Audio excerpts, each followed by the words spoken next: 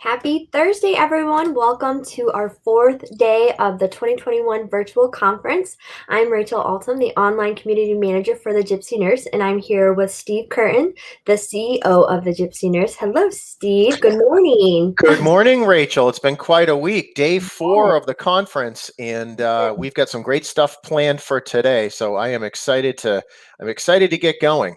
Definitely. I know I'm getting so sad that it's just wrapping up. It just went by so quickly. We had so many great sessions. Speaking of, if you missed any of the sessions, they are on demand on the gypsynurse.com. Steve will explain a little bit more on where to find those. If you want to go ahead and tell them they can find them, Steve. Absolutely. Well, first thing I'd like to do is just start off today by as CEO of the Gypsy Nurse, thanking everybody for joining today. And I want to thank our travel nursing community for all that you do, particularly during this COVID pandemic. The Gypsy Nurse's mission is to support travel nurses, and we hope you find this session and the others we have planned later today as well as this week to be informative and helpful in your travel nursing journey. Please remember to visit the gypsynurse.com Spring Virtual Conference agenda under the Events tab on our website for a full list of all of our virtual events this week. And please bookmark the gypsynurse.com as your source for travel nursing resources, including over 150,000 jobs from over 65 top agencies, housing options, and great content that we publish daily from travel nursing experts to help you on your travel nursing journey. As a reminder, these sessions will be recorded and available on demand on our website after each session on our 2021 virtual events page.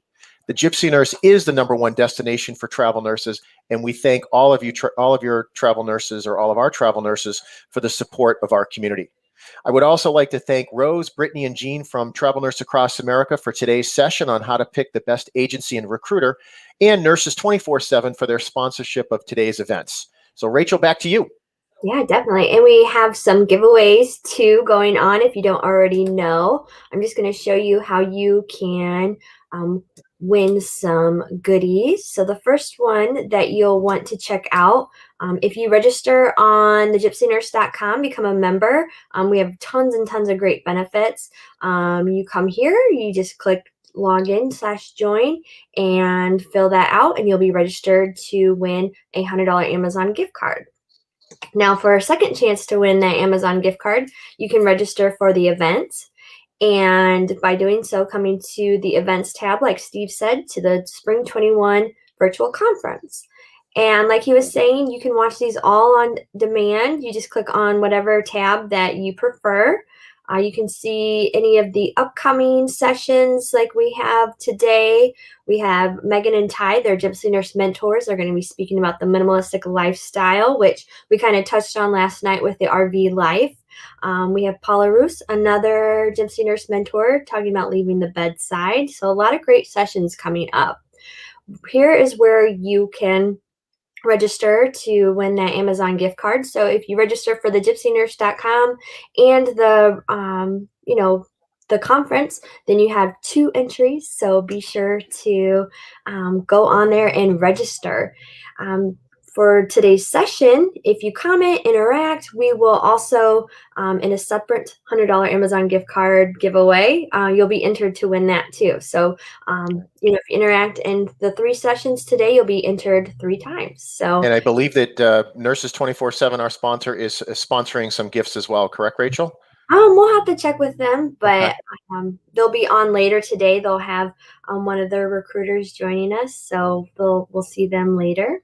They may have some great prizes. I also know that today's guest from Travel Nurse Across America will be offering a Travel Nurse Across America backpack, as well as an Echo Dot as prizes today for people interacting with our discussion. So prizes all over the place, Rachel. Unfortunately, you and I are not eligible to receive any of these prizes. So extremely disappointing from that perspective. Yes. And so for the Echo Dot one, it's only in this session. So be sure to ask your questions in this one. So without further ado, I'm going to bring on our guests. These faces should all look familiar. You've watched any of the virtual conference or any of our other Facebook Lives. If not, you're going to remember them. After this, they're a great bunch of ladies. You're going to learn so much from this trio. So I'm going to go ahead and bring up Jean, Rose, and Brittany. Good morning. Good morning. Hello again. Good morning again, everyone. Great to see you guys. Thanks for joining us today. This is going to be a fantastic session. So we really look forward to the information you're going to be providing to our community, how to pick the best agencies and best recruiters for your needs. Yeah. All right, I'll let you guys get started. Great. How's it going, Steve? It is going well. It is going well, Rose. We've had a fantastic week so far. We've had some great sessions. We've had some very eclectic sessions. We've done everything from cooking to financial planning to RV life. Nice. So it has really been a wide-ranging range of topics for our community. Great. But I think everybody has been enjoying it, and that's what travel nurse life is all about, right? Different experiences, different needs, and different focus points. So I think we've really managed to cover a lot of bases over the past few days. That's great. Yeah, I think that I was looking over some of the sessions and I was like, geez, these are really great. So you can also watch them online too. So that's my jam, is because I am the West Coast person. Some of these sessions are like, so I'll look forward to catching some of them online. So I was thinking, Steve, we should probably do a little round robin. Thanks for the gracious introduction, Rachel. Love to kind of go through the group, right, and just kind of give our little bio. I did not put all of my credentials on my signature. I'm sort of like the unknown comic. There was a guy back in the 70s who used to put a bag over his head and tell really awful jokes. And because he had a bag over his head, no one could give him any grief because he was anonymous. So I'm sort of the unknown. I remember that show. I lived it. I'm giving away my age here, Rose. But yes, okay. Admittedly, it wasn't on reruns. I remember watching it live. Yeah, don't give away your age. You earned every year. It's complete. It's sacred. So that's what I say. We're lucky to have them. We're lucky to have these years. Absolutely. Sure. Yeah, absolutely. We'd love to go around and perhaps each of you guys talk a little bit about your role at Travel Nurse Across America, as well as maybe a little bit about your career in travel nursing. So, Brittany, why don't you start? Okay, sounds good. So I've been a PICU nurse for about 9.5 years. Started at a children's hospital in Fort Worth, Texas, and then traveled all over the country with my husband and daughter. Most recently, I moved back home to the Dallas-Fort Worth area. Was working at a local hospital here and started working as a clinical liaison for Travel Nurse Across America. And interestingly enough, when we were in Colorado, my husband actually became a recruiter with Travel Nurse Across America, which is awesome. Excellent. So all staying all in the family then, right? Yeah. Rose, why don't you tell us a little bit about what you do at Travel Nurse Across America, as well as kind of your career around travel nursing? Sure. I'm the Senior Vice President of Recruitment at Travel Nurse Across America. So I lead the recruitment team, and it's our goal to recruit and retain the highest quality, best travelers in the entire industry. So we are a very proud group, and we work with an extraordinary group of nurses that represent TNAA out there in facilities all over the country. I've been in this industry. This is my 16th year. I can't believe how that happened. And I couldn't do anything else. I started in travel nursing. I spent time in physician staffing, locum tenens staffing. I spent time in per diem. I spent time in MSP account management, worked for a really, really big company, and then landed here at TNAA, 7 years ago. And it's just been the greatest thing in the world for me. I say to people all the time, I kind of came home because when I started my career working with travel nurses, and I missed them so much that when this opportunity opened up, I couldn't wait to get back to working with travel nurses. It is my first love and my only love. So really great to be here today. Looking forward to the questions and sharing what we know about what makes a really successful recruiter-traveler relationship. Well, Rose, I will say too, having worked with you for a number of months as a sponsor, and you've been a frequent guest on our live events, you are the high energy person that we love to have in our live sessions. I think you've done what, at least 3 or 4 over the past year or so with us, correct? Oh, maybe more. Yeah. Yeah. Okay. Yeah. Okay. I'm on demand. I'm like the bat phone. Like, Rose, can you rustle up some people to talk about this? Hey, especially COVID, everything was changing all the time. And we know that you all were were hungry for information. and wanted to get some perspective. So we did all we could to push out as much information we could to help. My gosh, you think about it, a year ago, it was all PPE. I mean, it was all PPE and how to protect ourselves and what's going to happen. And what if I get COVID while I'm on assignment? And then you fast forward 12 months and here we're talking about, retirement plans. It's been an incredible, spread of experience over the last 12 months. It's unbelievable. Yeah, it really has been. A lot's gone on, obviously, in the last 12 months. But it's great to see you. You're always our high energy guest, and you have a great viewpoint in the industry and what's going on. And you're a wealth of information. So thanks for joining us today. And then we have Jean Cook. Jean has also joined us on a number of occasions over the past year or so. Jean, providing information on a variety of topics. You were with us earlier this week to talk about retirement planning. So I was taking some good notes there. So you are a veteran of these presentations as well, Jean. It's great to have you again, and thank you for donating your time today. Good morning. So just to add on with Brittany and Rose, so Brittany's been a traveler and now is in the clinical side, and Rose knows all things recruiting and agency. And I'm the COO at TNAA, and what that means is a lot of the support teams, the housing people, the contract people, the QA people, those all roll up to me. So we're hoping with these 3 great sets of experiences that we can look at comparing agencies and recruiters across all those important fundamentals for travelers to consider when they're making those important choices. And I have been at TNAA for about 5 years, and before being COO, I was the CFO. So I could talk numbers too, although I don't think that's today's topic. So we'll leave that to another time. They said there'd be no math, Jean. We were promised there'd be no math today. So Yay, we want to avoid that. Well, again, Jean and Brittany and Rose, thank you for joining us today. We can just jump right in. I know there's a lot of people that want to ask you some questions. This is obviously an extremely important topic. So, Rose, I know you had a number of questions that we compiled from our community and from your experiences in working with travel nurses. So if you would like to go through those and kind of compare notes with the team, that would be fantastic, whatever you're comfortable with. Sure. I think we can kind of get moving. And I think when you start talking about how to pick a nurse, how is it that a nurse or an allied professional or, anyone in the travel community is looking at, there's lots of different agencies and where do I start? And, where it always starts is with money, right? That always seems to be the big thing, right? Versus like, who's going to pay me the most? Who's going to offer me the most money? So we want to talk about that, but we also want to talk about what kind of research happens and how you can choose what agency you want to start with. So Brittany, you come in contact with a lot of nurses. I'm going to have you kind of get us kicked off of, if you're talking to somebody who's like, hey, I've never traveled before, what would be some of the advice you would give them to start in terms of how to research?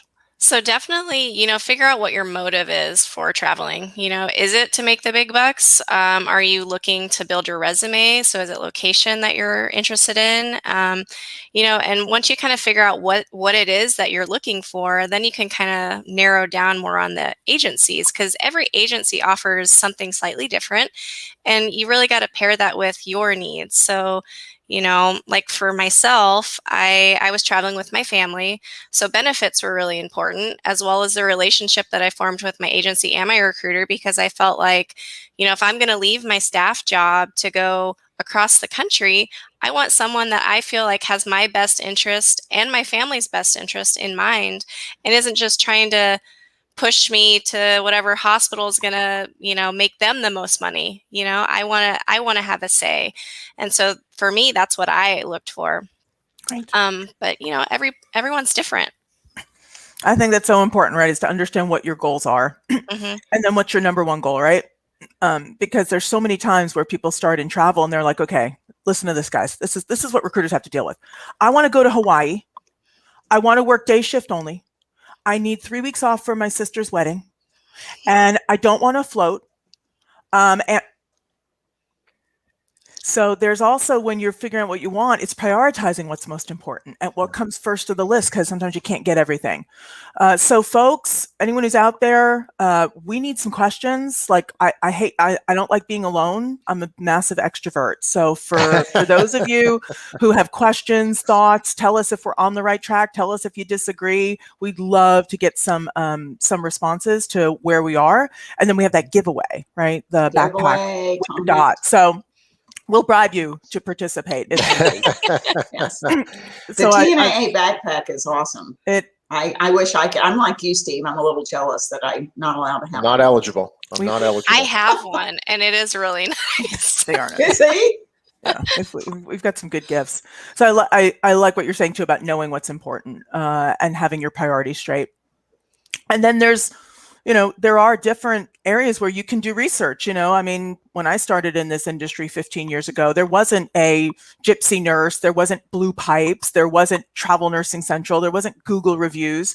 So Steve or Jean, do you guys want to talk a little bit about sort of where are some areas where nurses could research agencies? Steve, you want to take that one, or it's Jean? Yeah, well, I'll certainly take that one. From our perspective, from the Gypsy Nurse, we provide two sources of information. Number one is we do a best agency survey on an annual basis. In fact, we just published our most recent one for 2021, and Travel Nurse Across America did very, very well, as they always do. Travel Nurse Across America is very highly rated by the travel nursing community. We, just as a little bit of background, we work with a third-party market research firm, so it's not just opinions or kind of the latest fads or trends.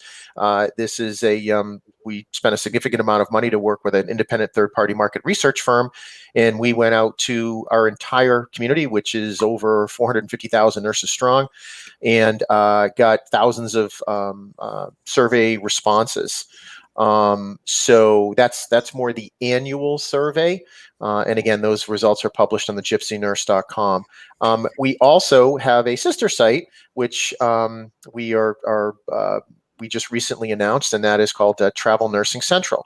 Travel Nursing Central has some real-time reviews in which nurses can go on and log in and rate their experiences with different travel nurse firms. And we have thousands of pieces of data on that are publicly available. And again, that is real time. So whereas the Gypsy Nurse is essentially an annual survey, the Travel Nursing Central is a real-time thing that's updated on a daily basis. And once again, just to give credit where credit is due, Travel Nurse Across America does extremely well on that. So the Gypsy Nurse family provides essentially two different means of data, for travel nurses out there. Obviously, in our Facebook network group discussion group, we do have people that are anyone who's on Gypsy knows who's the best, what agency, this over that one, right? I mean, exactly. And that is and that's fine. And that is obviously a community that we support strongly. But just like anything else, everybody has different opinions, are like belly buttons, right? Everybody's got one. So you want to be a little bit cautious in terms of just the flavor of the day. So it's great to compare notes with other individual nurses, but we do suggest that people go to kind of aggregate forms as described to get a little bit better picture. So that's kind of my opinion from our world. Jean, I don't know if you want to cite other sources or other thoughts about public evaluation, but that's kind of where we're coming from. Yeah, I think I would tie together a little bit what Brittany started with and what you were just saying, Steve, because you're right. There is an opinion for every question, right? So know what you want. Are you after money? Are you after a resume? Are you after a location?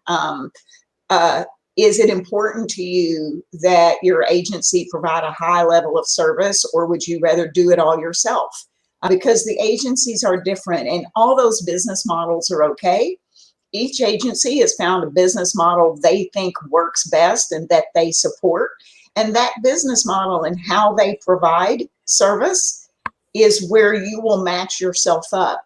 So I think one of the things I would encourage people to do is know that what you want when you go searching, And if you put a question out on one of the Gypsy Nurse sites or Travel Nurse Network or wherever, don't just say, hey, who's the best recruiter?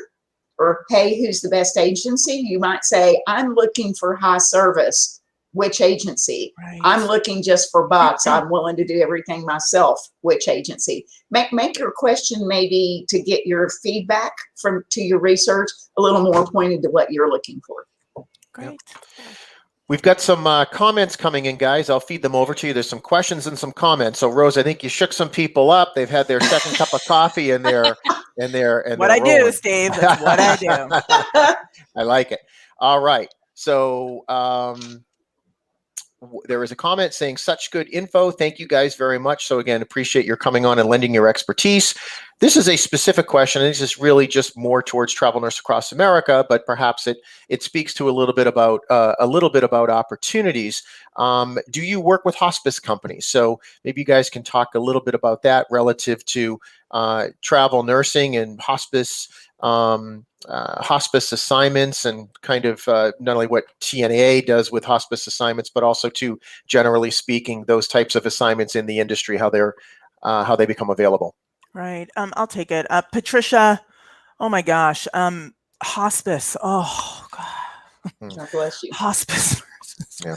Just, unfortunately, we do not travel hospice nurses outside of acute care settings. Okay. So TNAA is really focused in on a very specific niche of acute care facilities and working with different specialties. Hospice is not a strong one for us, but by all means, every agency right now has a website that posts jobs. So if you're looking at agencies, if you've got a lead on an agency, if you go to their jobs page, you should be able to see hospice openings, and that could give you a lead on, on hospice opportunities. If there's any agencies out there listening who do travel hospice, please, shout out for us so we can, put Patricia in line with somebody right on the spot. Sure. I'll do a little PSA as well. The gypsynurse.com has a job board. We've got over 150,000 jobs on the site, and people can search by specialty, and there are hospice positions there from those organizations that do offer those. All right. The questions and comments are coming in fast and furious here. This is from Katie, and Katie is saying, I'm just finishing up my first ever travel nursing assignment, and it's been difficult. Staff not welcoming, many bumps in the road. Housing has been an issue. My car broke down. Sounds like not a good experience so far. And then she said, I don't want to be a downer. I am here to learn. I did not travel for the money. I took a position because of COVID, and Vermont needed nurses. I think traveling will be good for me if I have support from a site like yours. So Katie, sorry to hear that you're having some troubles. It sounds like it hasn't been easy. I guess maybe Rose and Brittany and Jean, back to you guys. So when you talk about the recruiter and the agency relationship, let's face it, not everything always goes smooth relative to an assignment. What should somebody look for when they're working for an agency when times are tough, when things aren't going well? What is kind of the communication process? What does a good agency and a good recruiter do to help out? All you, Brittany. All right. Well, I kind of think of it as when you're searching for that recruiter and agency, it's like a first date, right? You never really get the opportunity to meet this person face to face. At least initially. And so, all your conversations that's your first impression, right? So you want to make sure that you jive and that you click and that you feel like the recruiter or the agency or both are listening to your needs and wants and what you're looking for. If that's location, if that's money, if it's benefits, whatever that might be, that's super important that they have your best interest in mind. And, I think when I narrowed down to my top 5 agencies that I was looking for before I made my ultimate decision, I called all of these people and I was on the phone with them for half an hour to an hour at a time. I even asked these recruiters for references.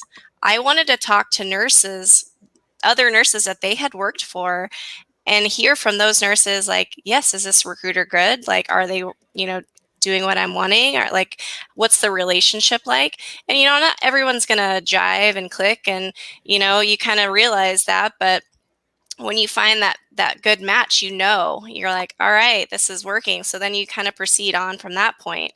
And, back to Katie, I'm sorry that your assignment is rough. I will say the first one is kind of the hardest because you're getting used to like the whole travel environment. You're leaving home, you're going to a new facility. They don't know you. I used to be a really quiet to myself nurse, and I really had to learn quickly after traveling for 4 years that you have to speak up for yourself. And just like you advocate for your patients, you advocate for yourself. Show these people who you are, go introduce yourself, be that team player.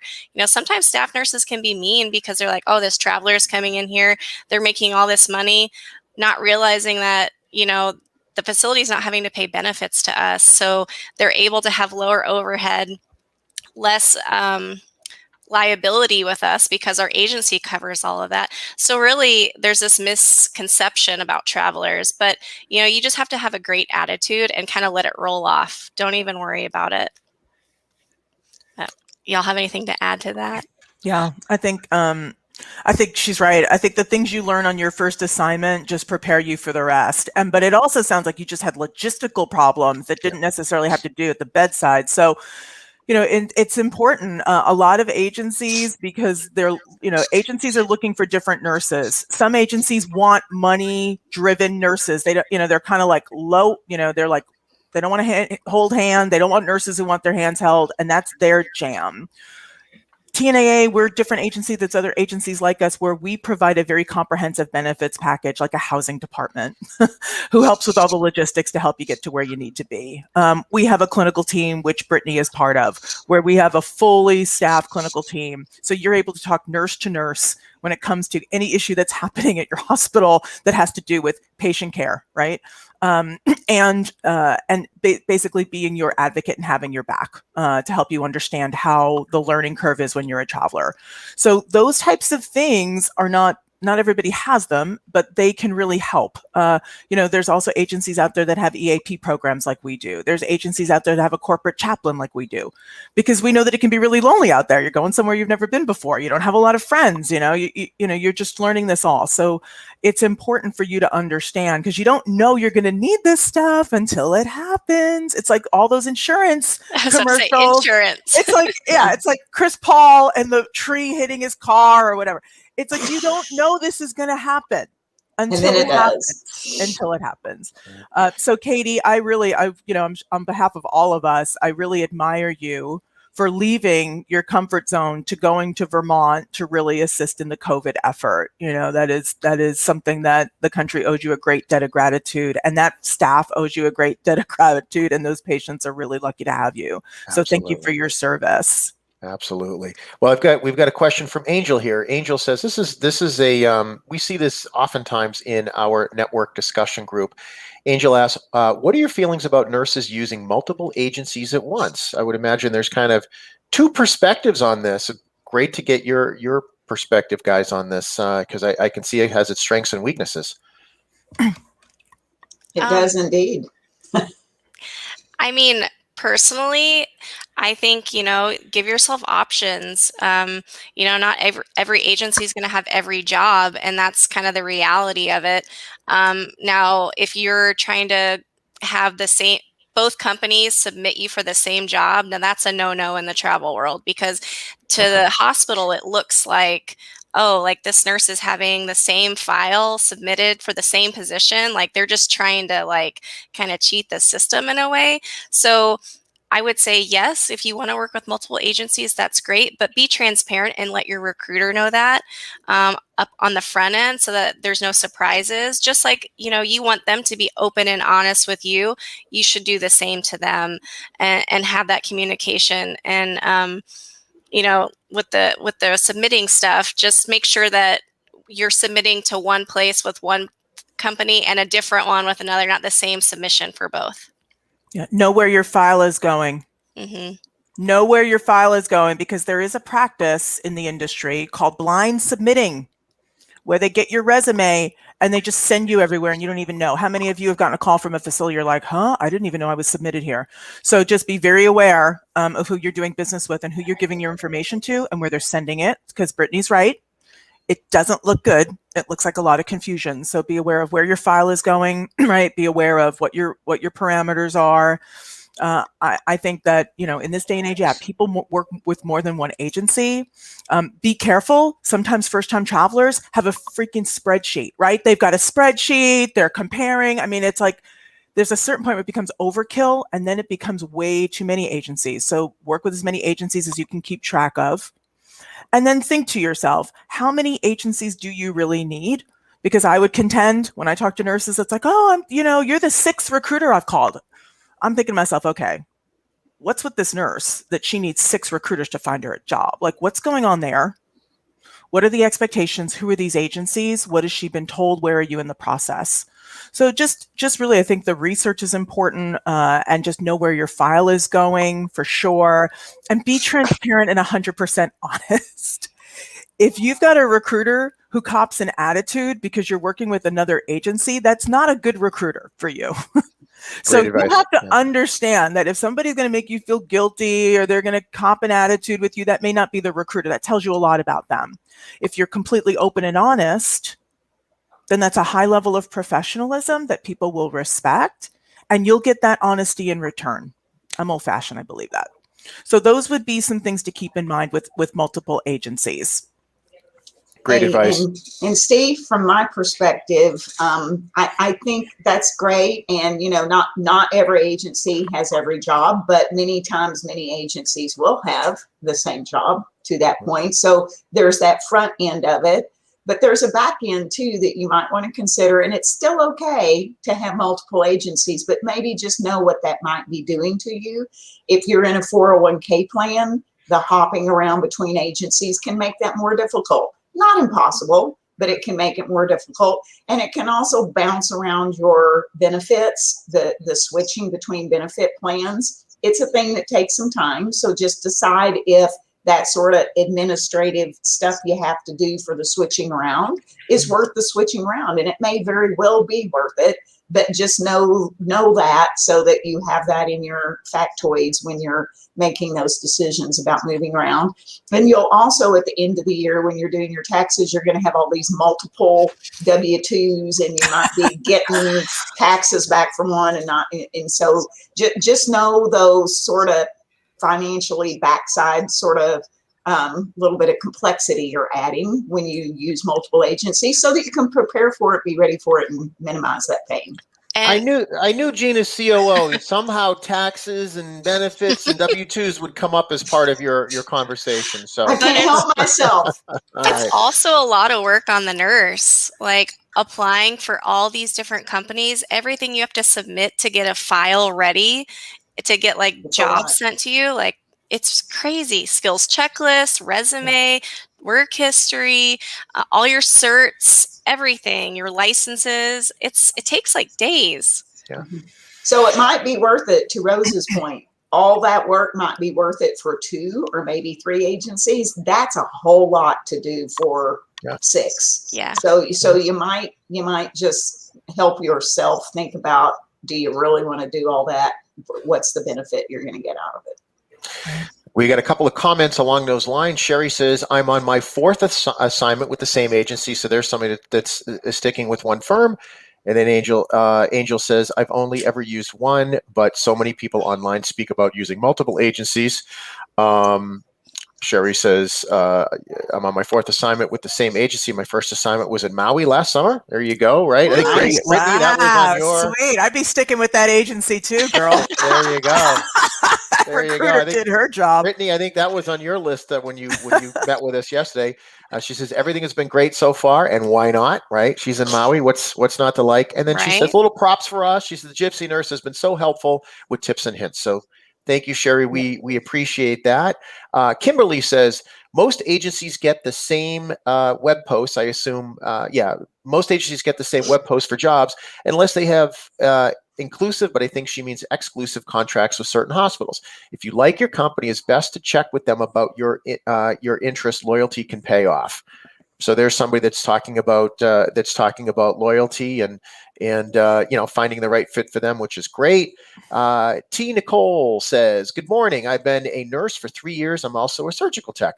I currently work at a COVID testing site, and I'm not sure what specialty to go into while traveling. So any information is helpful." This is a little bit more specific, a little bit more guidance, but does Brittany or Rose, do you want to take that, maybe help out T. Nicole a little bit? Do you want me to start, Britt, or is that okay? Yeah, go ahead. Sure.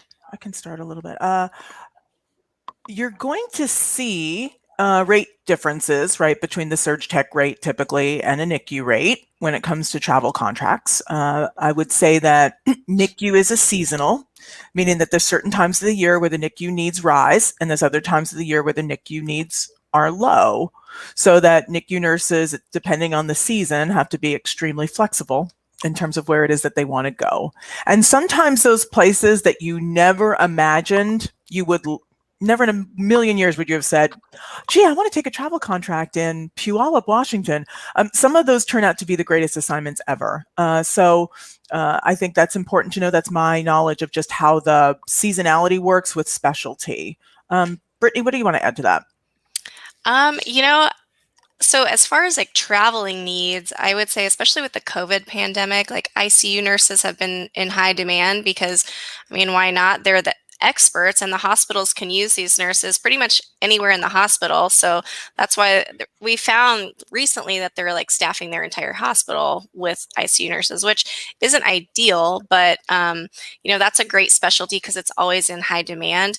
However, I would preface that with saying, you want to go into a specialty that you enjoy. Don't just pick it because that's where all the jobs are. There's a need for all different types of nurses. I think if you combine that with your passion for whatever it is that you enjoy, then you should find a happy medium there. Yeah. All right, we have another question. This is like really more specific to TNAA and opportunities. Krista asked, "Do you employ nurse practitioners? I found limited info in this, and I am only aware of locum tenens type positions, which could be something I'm interested in. Level 3 NICU is my experience." So does TNA employ nurse practitioners, and what advice do you guys have for that specialty? Jean, do you want to talk that, or do you want me to get started on that? Yeah, you go ahead. I'm less specially knowledgeable than you are. Hello, nurse practitioner. We do not staff nurse practitioners.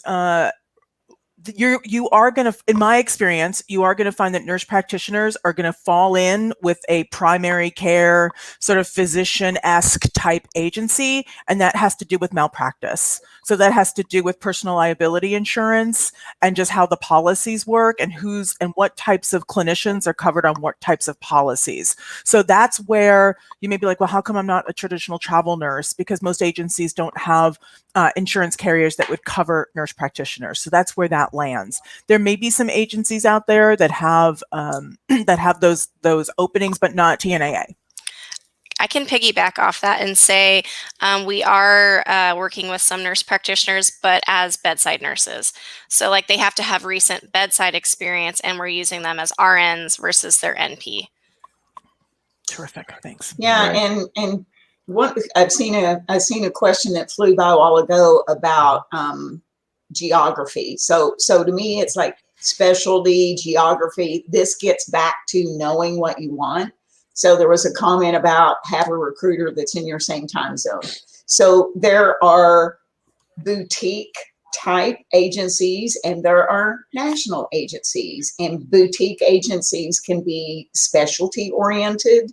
They can be geography oriented, and that's okay if you're like really wanting to stay in this same geography. Moment of tax compliance, watch for that. If you want to stay in the same geography, if you want to stay in the same specialty, one of those agencies might be a good choice for you. If you go with a national, pretty much all national agencies have recruiters who work various time slots and time zones. So we have, as an example, we have coast to coast recruiters Yeah, on it East shouldn't Coast and all the matter. way in between. Yeah. So I don't Nope. think the recruiter in the same time zone is that big of a deal, as long as you know you've got a recruiter who's going to answer you when you need them, or that agency has the support team that you know who they are when you can't get a hold of your recruiter, that you can get a hold of someone. So maybe that's a bigger question of making sure you got somebody that's got your back the way you want them to and you can get a hold of them than it is just a recruiter in your time zone. Yeah. Well, and so here's a couple of comments from Kimberly, and I think this kind of is a great segue into the nurse recruiter relationship and communication styles and so forth, particularly when opportunities come up. Kimberly says, I have companies call me every day, and now I tell them I am working with several now, and I kindly decline. So that's kind of one. Obviously, let's face it, right? Travel nurses are in demand, and I guess it's nice to be wanted, although we know with the pandemic, this is a tough situation. But Kimberly's saying she has companies call me every day, and it gets to the point where she just, politely declines their call. Yeah, Kimberly also says, 1 year I had 11 W-2s. So this goes with the multiple, Wow, the that's a lot. multiple agencies. But Rose, given given your role as VP of recruitment, what is the recommended or kind of the rhythm for communication, particularly when contacting nurses relative to opportunities? How do you like to see that sort of communication go in terms of frequency and so forth? Yeah, I'll start out with the technology that's available today. If your agency isn't investing in technology that allows you to communicate with your recruiter, we shouldn't be time zone driven anymore. So I would consider that a flag. With text technology, with all of that shouldn't be a challenge. I'd also say too, agencies should have somebody to deal with you 24/7. So there should be a way that if you have something happening on Sunday at noon or on Thursday at midnight, there should absolutely be a way for you to get help. And people should be able to triage your phone calls. So that's really important. That's a thing to be thinking about. As far as cadence of how often a recruiter and a traveler should be speaking to each other, I would say that that's a very important part of how to pick your recruiter. Okay. So it's important to be very clear about how often you want to be communicated with, what are your expectations are on the front end, right? And then I also think that the number one reason why travelers leave agencies is because of the recruiter. And the number one reason why they leave the recruiter is because the recruiter doesn't contact them. The recruiter doesn't call me back. The recruiter isn't getting back in touch with me. I'm hanging out here and I don't know what's going on. So this is a hot button item. Yeah. So you really have to, how you start is how you finish. So this is a very important part of your first contact with the recruiter, what the expectations are. Because if you can't, you'll see this a lot happening too, Steve, where it's like, oh, gee, when I'm trying to get you a job, I'm with you all the time. And then when you get on assignment, it's like, who are you? Oh, you're ending in 2 weeks. What, you're going to extend? So you really do have to have a clear understanding of what it is that you're looking for in the relationship and what the cadence is. I would say that during your application process, there should be a lot of contact. Daily contact to make sure that your application looks as good as it can possibly look, that your skills checklist reflects your highest ability, that your references are all good. Because the better your resume looks and the sooner we can get it out there, the more likely you are to get a job fast. So that's a definite, your recruiter should be telling you, what jobs are posting, what the progress is of your job. That should happen. And then during the booking, right, the interview process and the offer process, and then actually booking the assignment. You should hear from your QA people all the time. You should hear from QA, your compliance people, like this.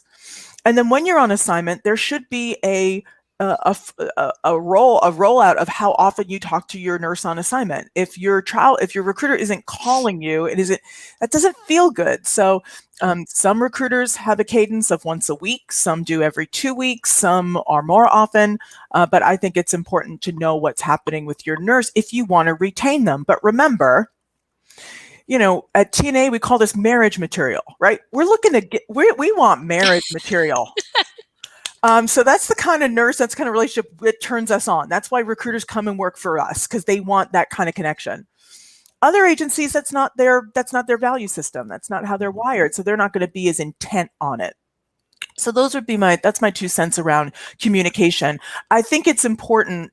Brittany said something very important, and this came glaring for us this year when we talked about when y'all were dealing with the constant changing stress and pain of COVID, is how important it was for nurses to advocate for themselves and to really speak up about what you need and how to get what you need and how to make things better. And that's an important part for y'all to do with your recruiter and your agency too. Like, you have to advocate for yourself. You need to say, John, this isn't working for me. Like, I haven't heard from you. Like, what's going on? Or, hey, this isn't what you said it was going to be. Or, hey, I need some support with this. So make sure you're advocating for yourself when it comes to your recruiter too. Empower yourselves, people. That's great advice, because so much so from the Gypsy nurse perspective and working with, hundreds of thousands of travel nurses in many different agencies, we see the comments and the dynamics within the group. And, obviously there's tons of discussion around comp packages, but there's a lot of discussion around the nurse recruiter dynamic. And Rose, exactly what you're talking about in terms of, communication style, keeping people appropriately updated, but, respecting it when they work and, when they can't connect. So that whole aspect of that communication is very important. And absolutely, to us and our observation, nurses will follow recruiters once they've found that person that they have really connected with and figure out a way to work with. Even if that recruiter happens to move to another organization or what have you, they follow that. So that travel nurse and recruiter dynamic is so important. Here's one from Katie, and this is an interesting question in terms of specialties for recruiters. Katie says, I have one recruiter. Do these recruiters have a specific area that they are assigned to? And as example, LTC or SNF, only giving opportunities for these facilities. My resume experience of 30 years is broad. I am only being offered as stated above from this recruiter. Should I move on? I want to. So do you find, I know every company works differently, but yeah. Maybe. Yeah. Well, maybe that's how that agency is set up. What do you think, Britt? It also depends too on what the most recent experience is of that nurse, what we can actually help you get, because you might have a great resume of like 30, 35 years and you've done every different type of nursing, but what in that last year have you done? Because that's really, the Joint Commission at least puts a lot of constraints on us because we're accredited by them. So we have to follow specific guidelines as to what we can allow you to travel in. So that may be why that company is only offering you certain positions. Great. Now, you have to remember too that as a traveler, you are filling a hole, a pretty well-defined hole. And your vast experience and many other things, if it doesn't have something to do with filling that hole and you being able to day one make a difference for them, it's not going to be a good match for the client or for you, quite frankly, because that's what they need you to do for you to feel successful as well. So it can have to do with that. Steve, I wanted to tag in on one thing you said about the nurse recruiter relationship, and a nurse will follow a recruiter. And I absolutely understand why, but I guess I have maybe a bit of a word of caution on blindly following your recruiter. We've talked a lot about how agencies are different. Before you just snap up and follow your recruiter somewhere, find out about the agency they moved to, because the other parts, the benefits, the service level, all that stuff that comes with the agency side, you need to understand what you're moving to and from to decide if you want to try a different recruiter at the agency you were with, or you want to follow the recruiter to the new agency, because those things can be dramatically enough different to make a difference for you. So it's not as much research as starting from scratch, but there's a little research you should do there. Like with any big important choice in your career, do a little research before you just jump. Hey, Steve, I want to talk for a second on some of this communication stuff, right? Which is, hey, my recruiter's doing this and I kind of want that and I'm not really sure. That's coming up, right? Like my recruiter time zone. We all know that we live texting each other all the time. And when we get, and we work on this as a team all the time, whether it be email, instant messaging, texting, right? We all are in this. But there's really there's not a substitute for this, which is talking on the phone like your grandparents did. So when you're thinking about a relationship and really getting empathy and getting compassion and being heard and getting information, this is going to be better than this. So I want to encourage you. I say this to our recruiters all the time, which is pick up the phone versus being on text number 20 of why aren't you sending me to San Antonio, or why are you saying it, or my nurse manager is Nurse Ratchet, get me out of here. Like, just, and I think that could help. I think that could help save everybody time and help people feel more connected and get you what you need. I do want to talk for, so that was one of my things too, is I think a lot of times we're trying to accomplish things in the wrong way. Like, we're trying to accomplish a discovery session over a text, or we're trying to solve a clinical issue via an email. And sometimes it really is just a person-to-person conversation, because people don't work for companies, they work for people. They don't work for companies, they work for people. So that connection is important. And when you're out there, it's important that you feel really connected and you can ask those questions. There was a question about, and this kind of goes into, when should I talk to my recruiter about my next assignment? Yes. Yep. It's a good thing your recruiter doesn't work for me. Because it shouldn't be up to you to ask your recruiter about your next assignment. Yeah. They work for you, and they should be presenting you options and finding out if you like it where you are. And that should be happening immediately. That should be happening at the end of the first week. By week 5, you should know, are you staying or are you going? So I would really be very aware of the fact that your recruiter needs to be reaching out to you. If you're working with the right recruiter, that's me. And that they should be educating you on the market and talking about what jobs are out there and what the current rates are. The rates are, there's a lot of rates out there dropping like bricks. Yeah. So that's a conversation, and it's really important that y'all are educated, because I don't want people out there to be completely blindsided. Like, oh my God, this is so different than when I booked an assignment, 6 months ago, because it is. Yeah, that question came from Carmel. That could be the one of the questions of the day, Rose. Right? That was a very, very specific and perfect example of. Thank you, Carmel. Great question. Absolutely, absolutely. All right. Katie says, Rose, underscoring what you said. Team is key, and yes, the old-fashioned way. Use the phone, not texting. Not to mention, my cell service is not cheap. So there. Beautiful. There you go from Katie. All right. Here's one from Kimberly. Actually, speaking of kind of being on assignment and wondering what's next, Kimberly says, is it best if you like a place to ask for an extension? How does Travel Nurse Across America work extensions and work extension communications with their nurses if they like their place and they would like to stay? Brittany, I'd love to. Can I?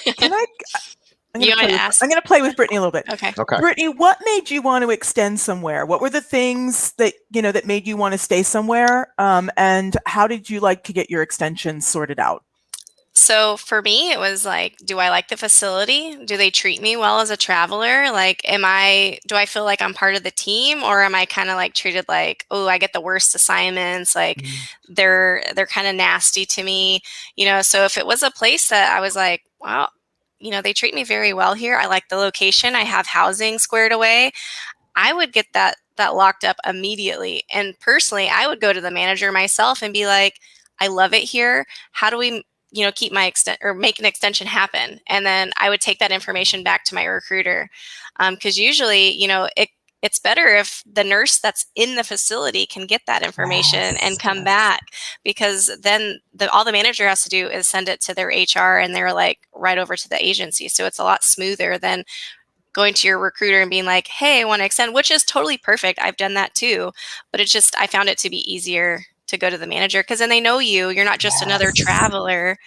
You have a name and a face, and it makes the relationship better in your facility as well. Agreed. Yeah, okay. Work on the inside, and then, man, it's just a beautiful thing when an extension happens, right? It's like we won. It's like the match was good, right? The hospital wants you want it's a beautiful thing. You have to go through the rigmarole of credentialing. You don't have to pack your crap up, right? You don't have to worry about it's a beautiful thing. No We more love modules and spoken like a true nurse. Exactly. yeah. Module. Every 3 months, like 100 and some modules for every hospital. No. Yes.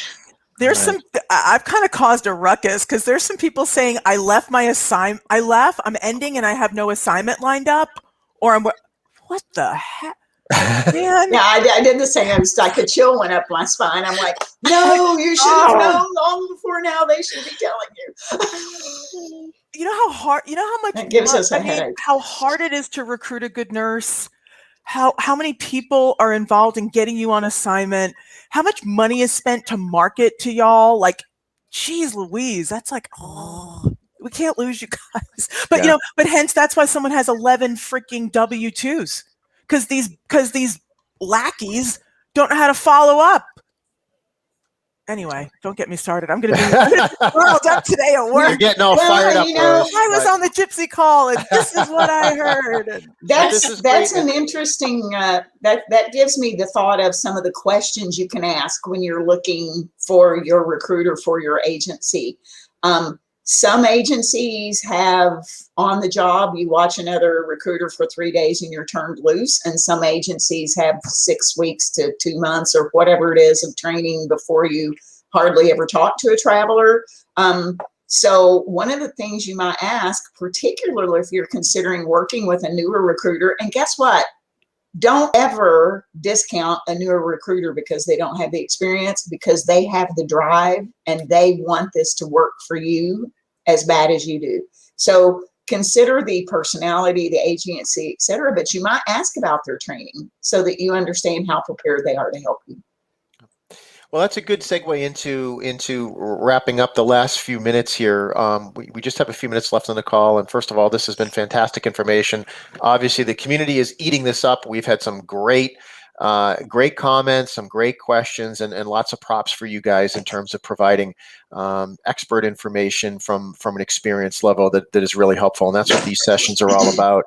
I guess just in the last few minutes that we have here, are there any summary statements, Brittany, Rose, and Jean, that you would provide to travel nurses that are looking at working with different agencies, different recruiters? What are just, if nothing else, a couple of key takeaways for them to think about when they're evaluating the best firms and the best recruiters to work with? What are some key takeaways? Know what it is that you want and have open communication with your recruiter. Don't let them read between the lines. Tell them, this is what I'm looking for. And that way you have the communication, because I know when someone was talking about the time zone stuff, if you only want to be contacted between X, Y, and Z hours, let them know that. They can't read your mind, You got to be honest and communicate, and it goes both ways. All right, Rose, what are your key takeaways here, key things to bring to the community as we wrap up? I think listening is an art, and make sure your recruiter knows how to listen and that they prove to you that they're listening by repeating back what you say, and that when you talk to them, they remember what you said the last time, that there is a continuity and that there is a connection, that you don't have to keep repeating yourself. So listening is an important aspect in any relationship you enter. And then the other part is going to be, do they do what they say they're going to do? If they say they're going to call you tomorrow at 5, if somebody's going to call you tomorrow at 5, do you get the call at 5? If those things don't happen, those are really basic things. But don't, we always say to ourselves, we only recruit the best quality nurses. You should only be working with the best quality recruiters. That is great advice. I love that. I mean, just from a holistic perspective in life or other sorts of business, do people follow up? Do they do what they say they're going to do? I think that's excellent advice. That's so applicable to this industry. So thank you, Rose, for that. Jean, any last comments relative to how to evaluate recruiters and staffing firms? Yeah, I think it's gut, heart, and mind. So use your mind to compare benefits, to compare backup to your recruiter to compare those sorts of things. But also trust your gut for when you found the right one, and know what your heart wants to take you to, and consider all those things. When you've found the right recruiters, agency, you'll know it. And at that point, balance what you want with what they're telling you is available. They've got a whole lot of industry intel, so listen to that too. Take all that in so that you can make your best choice. Excellent. Excellent closing advice.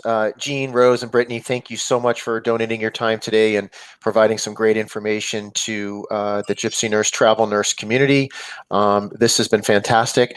If anybody missed it, and this is not to be missed, but if somebody joined late or whatever, or they're working, working day shift and can't make it, this session is going to be available almost immediately after this on our website under the live events page. So, and this, guys, you guys will live in perpetuity on the site. This session, this great information, all the things you've brought to the travel nursing community, this will be there on demand on our site. It's probably going to be more popular than most of the latest releases on Netflix. So, although no royalties back to you guys, this is all contract free. But thank you guys very much for doing this. This is great. Jean and Rose and Brittany from Travel Nurse Across America. If we had a number of people that were interested in learning more about Travel Nurse Across America and assignments with them, and as you can see, it's a team of great people here. You certainly can go to the Gypsy Nurse website and search under Travel Nurse Across America for all of their jobs, or you can go directly to the Travel Nurse Across America website and find all the great jobs that they have across the country. There's several thousand now. Come on down. There's thousands of them all over the place. So again, thank you very much, Rose and Brittany and Jean, for the time. And Rachel's back on to wrap it up here. She's telling us, okay, we've got the next session to prepare for, right? Right, Rachel? Take it easy, everybody. Thanks, Rachel. Thank you. Okay. Thank you all. All right. Well, I think there's going to be some nurses breaking up with some recruiters. Sounds like it. It absolutely sounds like it. Do you want to bring them back in, or have they jumped off? They jumped off. Yeah. Jean's still here, but Okay.